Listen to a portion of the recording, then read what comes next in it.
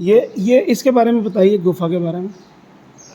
ये क्या है कि जो नवरात्रि आती है या महाशिवरात्रि है तो महाराज जी 1 महीने का व्रत रखते थे और 1 महीने का अखंड भी रखते थे। उसमें वो अन्न ग्रहण नहीं करते थे, मात्र फल फ्रूट और कंठी से यहाँ पे 12 घंटे 6 घंटे ऐसा महाराज जी तपस्या करते थे।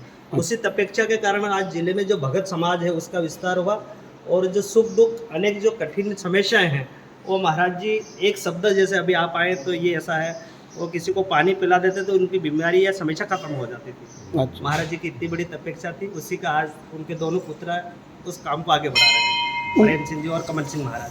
अच्छा, आपका शुभ नाम? राजू नीनाम। और ये कितनी अंदर तक गई है गुफा? ये मिनिमम आधा किलोमीटर अंदर होगा। आधा किलोमीटर। हाँ। जय श्री महाराज। जय श्री राम। भजन यहाँ पे भव्य रूप में पूरे जो पांडाल है पूरा शानदार होता है।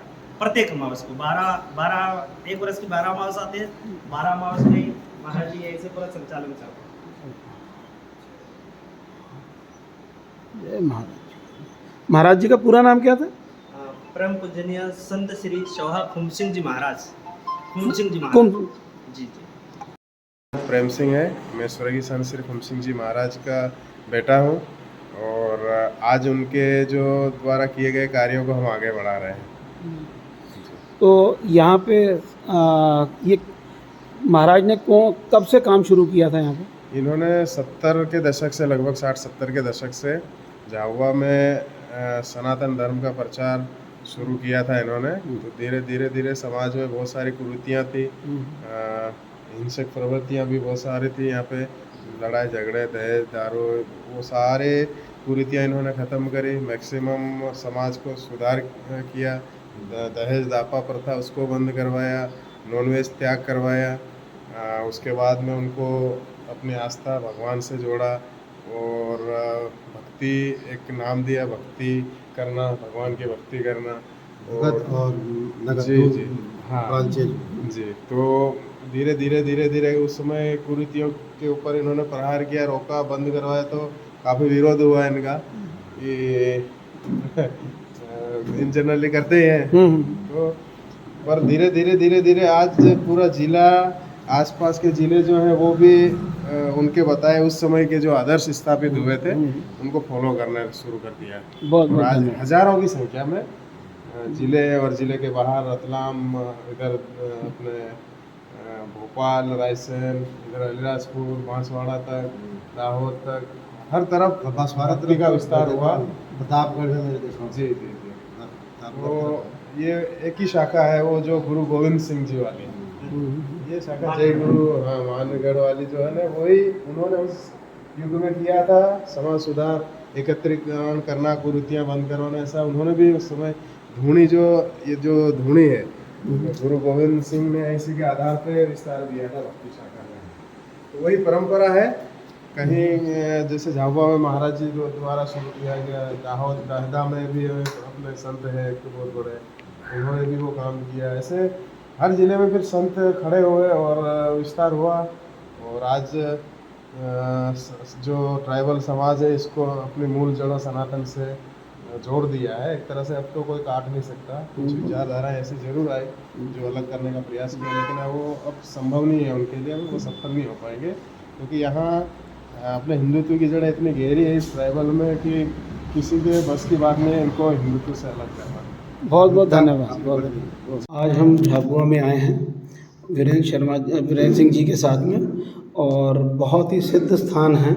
यहाँ पे शिवलिंग है, इसमें हनुमान जी का आकार दिखता है। और भाई साहब अपना नाम बताइए और यहाँ के बारे में बताइए। मैं राजू नीनामा और परम पूजनीय कमल सिंह महाराज और हमारे संत श्री चौहा खूम सिंह जी महाराज जी की जो इतनी कठिन यहाँ पे इस मंदिर में तपस्या थी, 1990 के समथिंग ये मंदिर हैं। और महाराज जी की इतनी तपस्या के कारण इस शिवलिंग में पूरा हनुमान दादा का आकार है। और विशाल यहाँ पे जितनी भी कठिन समस्याएं, बीमारियां जो भगत समाज अपनी अपेक्षा आशा के अनुरूप यहाँ पे आते हैं, वो सभी मनोकामनाएं शिव जी की कृपा से पूर्ण होती है।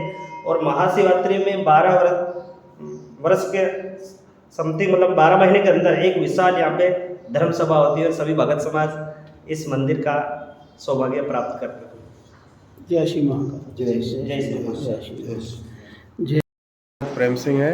मैं स्वर्गीय संत श्री फूम सिंह जी महाराज का बेटा हूँ और आज उनके जो द्वारा किए गए कार्यों को हम आगे बढ़ा रहे हैं। तो यहाँ पे ये महाराज ने कब से काम शुरू किया था यहाँ पे? इन्होंने 70 के दशक से, लगभग 60-70 के दशक से झाबुआ में सनातन धर्म का प्रचार शुरू किया था इन्होंने। तो धीरे धीरे समाज में बहुत सारी कुरीतियाँ थी, हिंसक प्रवृत्तियाँ भी बहुत सारी थी। यहाँ पे लड़ाई झगड़े, दहेज, दारू, वो सारे कुरीतियाँ इन्होंने ख़त्म करी। मैक्सिमम समाज को सुधार किया। दहेज दापा प्रथा उसको बंद करवाया, नॉनवेज त्याग करवाया। उसके बाद में उनको अपनी आस्था भगवान से जोड़ा और भक्ति एक नाम दिया, भक्ति करना, भगवान की भक्ति करना। और नगद जी जी हाँ पाँचे जी। तो धीरे धीरे उस समय कुरीतियों के ऊपर इन्होंने प्रहार किया, रोका, बंद करवाया। तो काफ़ी विरोध हुआ इनका, ये इन जनरली करते ही हैं। तो पर धीरे धीरे आज पूरा जिला, आसपास के ज़िले जो हैं वो भी उनके बताए उस समय के जो आदर्श स्थापित हुए थे उनको फॉलो करना शुरू कर दिया। और आज हज़ारों की संख्या में ज़िले और ज़िले के बाहर रतलाम, इधर अपने भोपाल, रायसेन, इधर अलीराजपुर, बांसवाड़ा तक, दाहोद तक, हर तरफ भारत का विस्तार हुआ। प्रतापगढ़ में मेरे देखो। जी जी जी।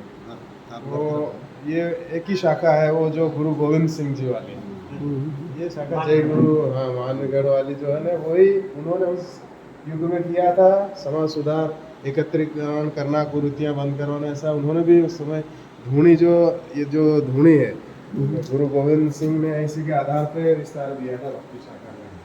तो वही परंपरा है। कहीं जैसे झाबुआ में महाराज जी द्वारा शुरू किया गया, दाहोद दाहदा में भी अपने संत हैं एक बहुत बड़े, उन्होंने भी वो काम किया। ऐसे हर ज़िले में फिर संत खड़े हुए और विस्तार हुआ।